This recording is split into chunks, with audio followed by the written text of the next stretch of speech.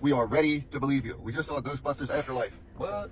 There was a lot of nostalgia, you know, for me. Like, they cover all the bases, the highlights of the previous films. I was like, yeah, this is great. Like, I remember this or sort of this and this saying. They made sure to cover every bit and nook and cranny of sort of this fan service of nostalgia of the previous movies. It just had me miss the originals.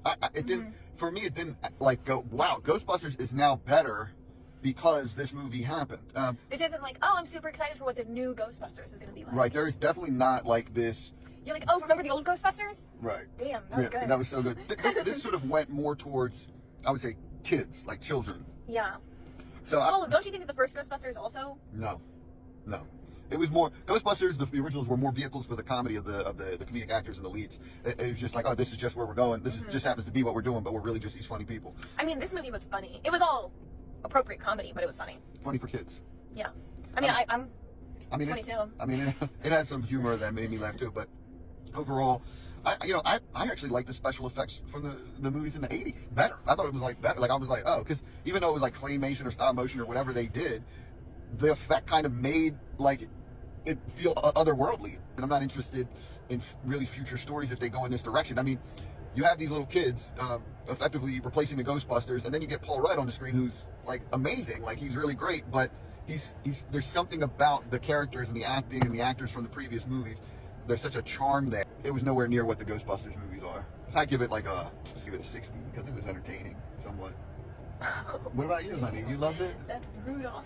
60 is good. That's positive. 60 is a positive.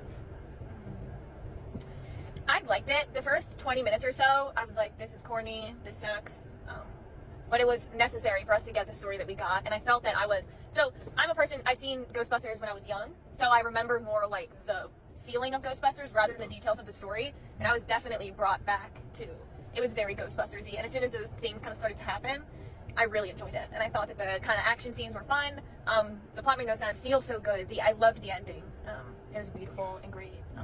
Oh, really? Yeah. Yeah, it was very positive ending. So, not the like post-credit scene. That was all pretty stupid. But the actual ending of the movie. So, that's what I think. I liked it. It was overall enjoyable. I'm not like, you gotta go see the new Ghostbusters. Right. You know, some things you really miss, like Bill Murray just being on the screen. And I mean, he was on there. And I hope it's no surprise to anybody that they sort of get some things back together. But the rapid fireness of Dan Aykroyd's occult knowledge back in the day was so great and funny and interesting and all this stuff. But now it's not that. It was great. I liked it more than Thor 2. All right. Peace and love.